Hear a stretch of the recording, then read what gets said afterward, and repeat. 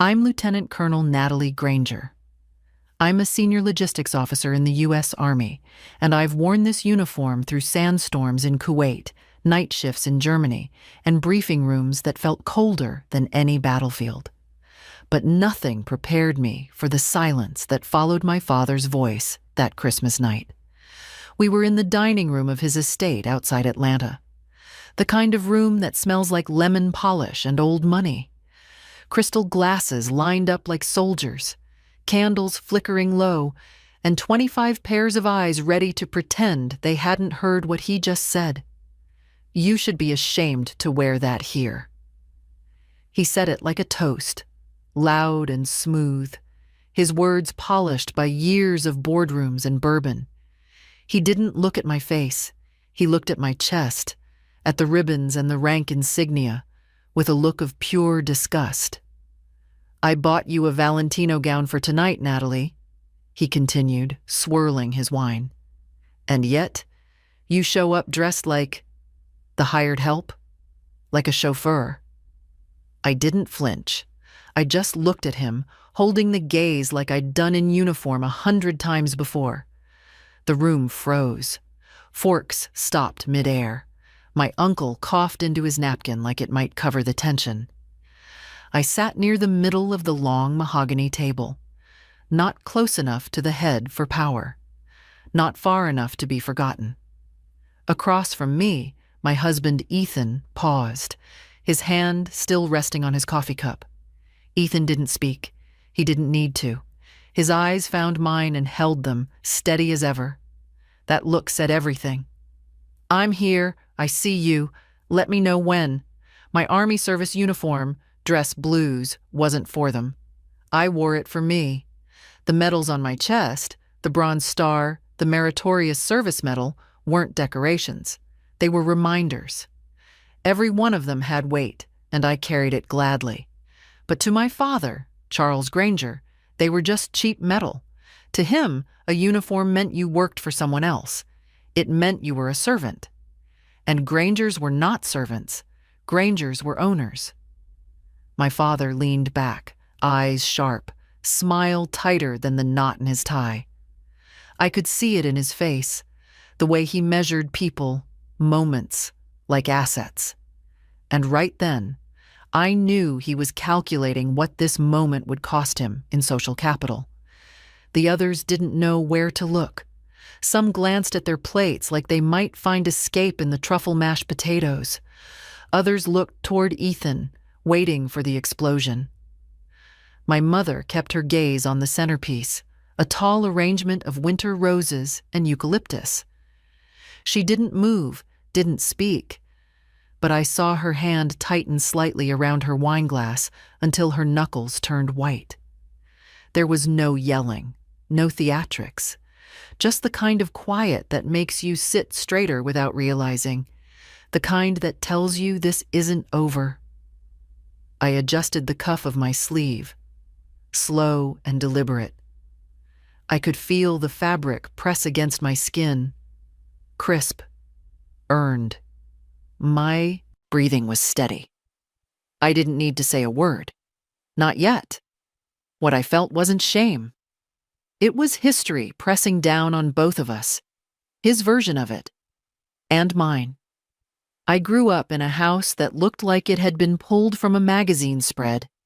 White columns, tall windows, a circular driveway that made a full loop around a marble fountain. Every holiday, the front steps were lined with poinsettias, and inside, everything gleamed as if it had never been touched. But behind the polished doors and curated decor, there was no warmth. My father ran our home like one of his private equity firms, efficient, orderly, and void of softness. He believed children were assets, not individuals. My older brother Mason was being groomed to take over the firm one day. Golf lessons, French tutors, mock boardroom meetings at age 13. I wasn't part of that plan. I was the daughter. My role was different. I was expected to be decorative. I was expected to smile, stay quiet, and never interrupt the grown-up conversations about markets, mergers, and margins. My future was already mapped out. A degree in art history or communications, a debutante ball, and a marriage to a man from a good family who could merge his portfolio with ours. My room was on the second floor, overlooking the rose garden. It was beautiful, filled with porcelain dolls I wasn't allowed to play with, and dresses I was terrified to wrinkle. I learned early not to confuse beauty with love. Pretty things didn't mean anything when the air was always cold, even in summer. My mother moved like a shadow behind him, graceful, calm, but always a step behind. She wasn't afraid, not exactly. She just didn't speak unless spoken to. She'd brush my hair at night in silence, slipping little notes into my school books, tiny messages in her slanted cursive. You matter. Kindness is strength. Keep thinking for yourself. She never said anything outright, but her rebellion was quiet and constant. When my father banned sweets because Granger women stay thin, she still packed one oatmeal cookie in my lunch. When he said I talked too much, she'd let me read poetry aloud while she folded laundry. Still, it didn't change the atmosphere of the house. Every dinner felt like a test. My father always sat at the head, wine glass in hand, asking Mason about stocks and college rankings while I passed the salt. Once, when I was 16, I mentioned I wanted to study geopolitical science. My father looked at me for a full second, laughed, and said, "Don't worry your pretty head about politics, darling. That's why you'll have a husband." That was the first time I realized being smart didn't matter if you weren't the right gender to use it. In that house, silence was a form of survival. And I learned how to live with it tucked behind every polite smile I was told to wear. I filled out the West Point application late at night, sitting at my desk with the lamp, casting a soft yellow circle on the paperwork. It felt heavier than it should have, like I was signing a contract to walk away from everything I'd ever been told to be. I didn't tell anyone, not at first, because I needed it to be mine before it became a fight. The acceptance letter arrived 2 months later.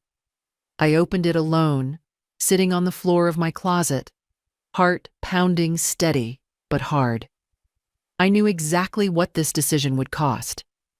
I waited until dinner was over to tell him. The plates had just been cleared, and the room still smelled like roast duck and candle wax. "I'm going to West Point," I said. 4 words. Clear, final. My father stared at me as if I'd just spoken in tongues. He didn't raise his voice. That would have given the moment too much meaning. Instead, he laughed, dry and dismissive. "Don't be ridiculous, Natalie," he said, wiping his mouth. "The military? That's for people who need a job. That's for the help. You're a Granger." He called it a phase, said I was trying to get attention. Then his tone shifted into that sharper place I knew too well. "You don't belong there," he said, his voice cold. "You're too soft. You like silk sheets and room service. You'll be back in a week, crying for your mother." The words didn't land like insults. They landed like orders, meant to shut the door before I even reached the threshold. I didn't argue. I just stood there and let him hear the silence that meant I wasn't backing down. Later that night, I was in the kitchen when my mother came in. She didn't say a word. She just placed an old brass key on the counter and slid it toward me. "It's for the cedar chest in the attic," she said softly. "Your grandfather's medals are in there. He served in Korea. Your father hates talking about it." She squeezed my hand. "Go. And don't look back." The first morning at West Point felt like being dropped into ice water. We were up before dawn, boots hitting pavement in the dark, breath visible in the cold. I wasn't the fastest, the strongest, or the loudest, but I showed up every single day. Most of them took one look at me and made assumptions. Rich girl, pampered, here to prove something she'd never survive. They were right about one thing. I was pampered. My feet bled in the boots. My hands cracked from the cold. I cried in the shower every night for the first month. But I didn't quit. I learned that respect couldn't be bought. It had to be earned with sweat and silence. By sophomore year, the silk sheets were a distant memory. I slept on a cot in the field, covered in mud, and I had never felt cleaner. I stopped hearing the whispers about where I came from because they stopped mattering. When I pinned on my second lieutenant bars, my father didn't come. My mother sent a card. I didn't smile. I just tightened the pin on my collar and moved to the next task. I wasn't there for applause. I was there to serve. I met Ethan 5 years later. He wasn't from my world, and he wasn't from my father's world. He was a civilian contractor, a structural engineer who worked with the Army Corps of Engineers. He was quiet, steady. He had hands that were rough from work and eyes that saw everything. He didn't care about the Granger name. He didn't care about the estate or the money. He cared that I took my coffee black. He cared that I checked the exits when I walked into a room. He noticed the scars, the ones on my knuckles from endless drills, the ones behind my eyes from years of being overlooked. He didn't try to fix them. He just stayed present. When he proposed, he didn't give me a massive diamond.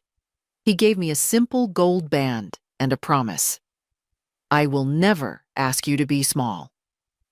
The invitation for Christmas came through my brother Mason, a forwarded email with no greeting, just the date and time. Ethan and I flew in the night before. We stayed at a hotel. I told myself it was for convenience, but really, I just couldn't sleep under that roof again. The house hadn't changed, still immaculate, still cold. We walked in. The butler took our coats. Everyone else was already there. Champagne glasses in hand, laughter that never quite reached the eyes. I wore my dress blues, not to make a point, but because it was a formal dinner and this was my formal wear. It was who I was. Ethan stood beside me in a dark suit, calm as ever. I saw my father's eyes scan me from across the room. He didn't see his daughter. He saw a disappointment. He saw a woman playing soldier. Dinner was served. The conversation was the same as it had been 20 years ago. Money, status. Who was vacationing in St. Bart's? My father sat at the head of the table. He ignored me for the first 3 courses. Then, dessert arrived. Creme brulee. My father set down his glass with a deliberate clink. "You know, Natalie," he began, his voice cutting through the chatter. "I invited the CEO of Blackstone tonight. He couldn't make it. Thank God." He gestured vaguely at me with his fork. "Imagine if he had walked in and seen you dressed like that, in a costume." The table went quiet. "It's a uniform, Charles," Ethan said, his voice even. My father ignored Ethan. He looked at me. "It's embarrassing," my father said. "You look like a chauffeur or a doorman. I bought you a perfectly good gown. Why do you insist on wearing these cheap clothes? Is it to spite me? To remind me that you chose to be a servant?" He scoffed. "You handle supplies, don't you? Boxes, trucks. You're a glorified delivery girl, Natalie, and you wear that uniform like you saved the world." The insult hung in the air. Delivery girl. Servant. He wasn't just insulting me. He was insulting every soldier I commanded. He was insulting the men and women who died moving those boxes through the Arganda Valley. He stood up. He walked over to where I was sitting. "Take off the jacket, Natalie," he said, reaching out. "You look ridiculous. Let's at least try to have a civilized dinner." He reached for my collar. He was going to touch my rank. He was going to treat me like a child playing dress-up. That's when Ethan moved. He didn't jump up. He didn't shout. He simply reached out his hand and clamped it around my father's wrist. The grip was iron. My father froze. He tried to pull his hand back, but Ethan didn't let go. The room stopped breathing. Even the candles seemed to flicker. Ethan didn't stand up. He stayed seated, looking up at my father with a gaze that was terrifyingly calm. "Let go of me," my father sputtered, his face turning red. Ethan didn't move. He spoke, his voice low, vibrating with a quiet, dangerous intensity. "She is a lieutenant colonel in the United States Army," Ethan said. He tightened his grip slightly. My father winced. "She commands a logistics battalion of 800 soldiers," Ethan continued. "She decides who eats and who starves in a war zone. She moves millions of dollars of equipment through hell, while you sit at a table and move imaginary numbers." Ethan looked my father in the eye. "She has more power in her little finger than you have in this entire estate." He shoved my father's hand away, hard. "Don't ever," Ethan whispered, "touch a U.S. Army officer like that again." My father stumbled back. He rubbed his wrist, looking at Ethan, then at me, with shock. He had never been physically challenged in his own home. He had never been spoken to like that. The silence that followed felt like a vacuum. My brother Mason looked down at his plate. My mother covered her mouth. My father stood there, stripped of his dignity, exposed for the bully he was. I stood up. I adjusted my jacket. I smoothed the ribbons on my chest. I looked at my father. He looked small, petty. I didn't yell. I didn't cry. I reached into my pocket and pulled out the brass key my mother had given me years ago. The key to the cedar chest. I placed it on the table next to the uneaten dessert. "This uniform isn't for you, Dad," I said. My voice was steady, clear. "And neither am I." My mother started to stand up. "Natalie, please." I held up a hand. "It's okay, Mom," I said gently. Then I looked at my father one last time. "This uniform is for the people who actually need me. The people who value loyalty over leverage." I grabbed my clutch. "Don't wait up," I said. I turned on my heel. Ethan stood up, buttoned his suit jacket, and gave the room one last cold look. Then he followed me. We walked out of the dining room. My boots clicked rhythmically on the marble floor. Click, click, click. The sound of discipline. The sound of leaving. We walked out the front door, past the columns, past the fountain. The cold air outside felt cleaner than anything I'd breathed in hours. Ethan opened the car door for me. I got in. I watched the house through the window. It looked like a museum. Beautiful, expensive, and full of dead things. We drove down the long driveway. I didn't cry. I didn't even feel sad. I felt lighter. "You okay?" Ethan asked, his hand finding mine in the dark. "Yeah," I said. "I am." I looked down at my uniform, at the stripes on my sleeve. My father called it a chauffeur's outfit. I looked at Ethan. He looked at me with pride. I realized then that I hadn't lost a family. I had just trimmed the dead weight. "Let's go home, Ethan," I said. "Roger that, Colonel," he replied softly. We turned onto the main road, leaving the estate in the rearview mirror, shrinking smaller and smaller until it was gone. And for the first time, the silence didn't feel like survival. It felt like victory.